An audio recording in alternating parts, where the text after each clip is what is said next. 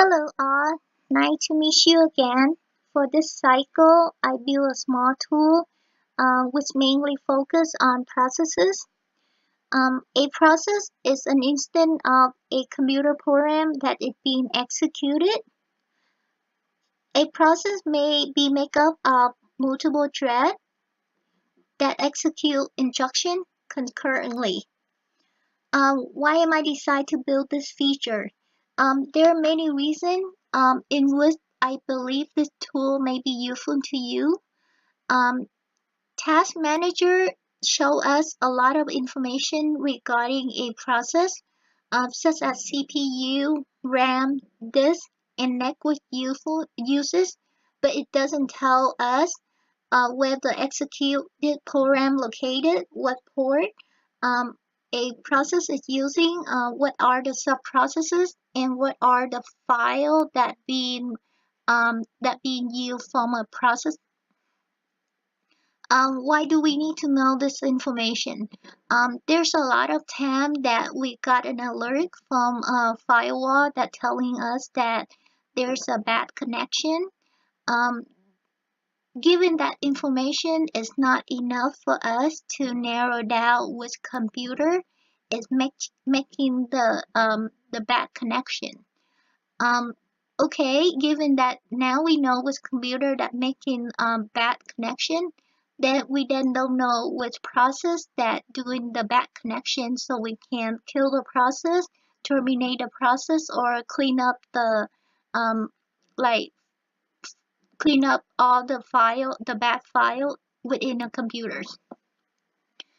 So with that's it's the reason why I decided to build this feature. So when you first open the program, you will see this prompt. So for this cycle, I'm using a SQLite at my back end for my menu. Um, for the last two cycle, some of our classmates suggest me to use a SQL or some sort of database backend to hold the data instead of just display the information only. Um, so I for this cycle I using a SQLite to hold the menu for me, but I don't see any benefit of storing all the processes um, inside a inside a database. So I still did not do any database connection, like database storage for processes. Okay, so when you first enter it, they ask you to prompt for the database location, and the database is just one single table that holding the menu. And I have the database located on my C drive, so I set it to be by default. That will get me to the database.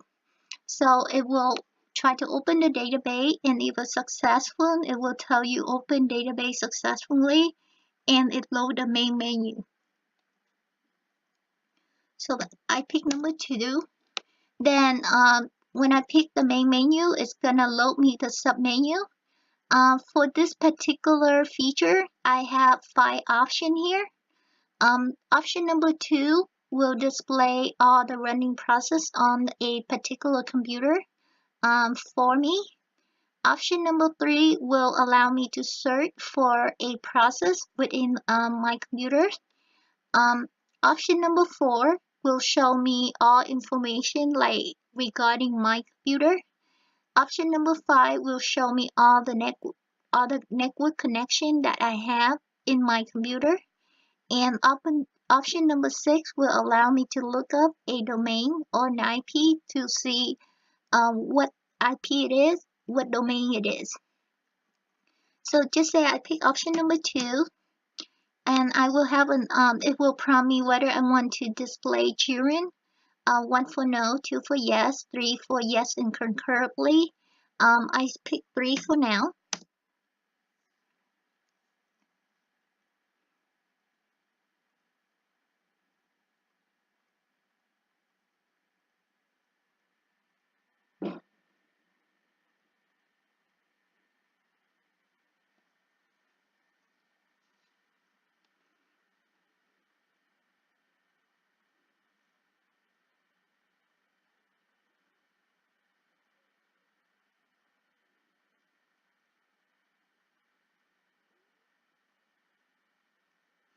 Okay, so what is telling me? Okay, so the first number that is telling me is the process ID.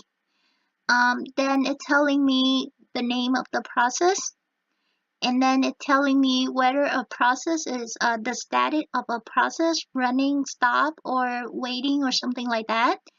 And then it's telling me the day and the time that the process start.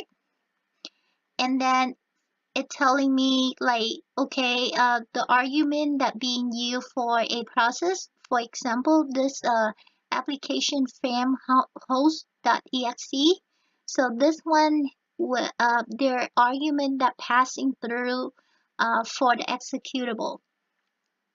And then it's telling me the location of the executable. Okay, and then if this process have any child, it will display the child under the process. So this is the child process ID. This one the process name, and then the status of the process, and the day and the time that the process start.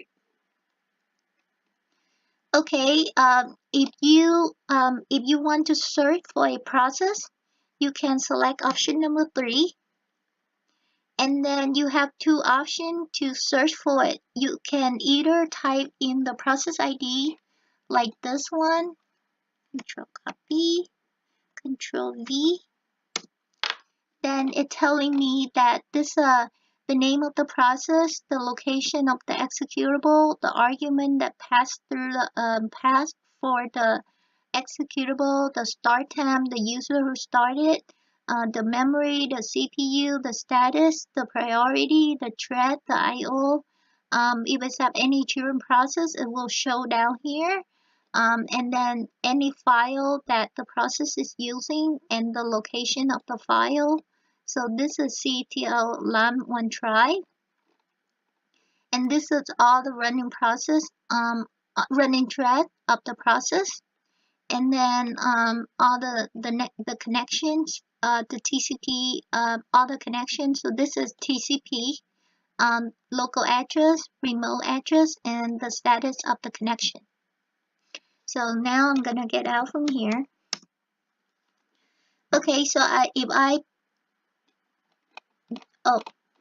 so this is a process. Okay, so if I want to search for a name, I can pick option number 3, and I will search for example, I'll pick this one. Control copy, Control V. Then if I can also search for name of a process, it will tell me all those information again. So that's another search option. Let me go out to the main menu. And now I want to pick for number 4. So when you pick number 4, it will display for you all the information in regarding my current system. So you have the CPU, the number of CPU, the CPU stat, the memory, the display, how many used, how many free percentage, and so on and so forth. The connection, and then the address of the network card, and then the MAC address, and so on and so forth. And then it's also tell me who currently logged onto the system, and this is me, and then all the running process on the system. So now this is all the information regarding a system, but you may just want to see which connection it is, so you pick number 5. This will tell you a little cleaner way. So it's telling me this, all the TCP connection, the UDP connection, the address, the port, whether the status of the connection, and what process is doing the connection, and the name of the process. And then you can use option number 6 to look up a IP. You can either look at the domain of the IP. So if you want to know what this IP about, you can just Go ahead and copy that and paste this in here. Then this will tell you all the information regarding that particular IP. So you have Microsoft Core, one way, so on and so forth here. You can also look up using a domain. For example, I want to look up Google. Then it's telling me information in regarding the particular domain, like when it is registered, update day, create day, contact information, email, domain name, creation day, expiration day, and so on and so forth. Okay, that's all I have for today. Thank you for your time. See you next time.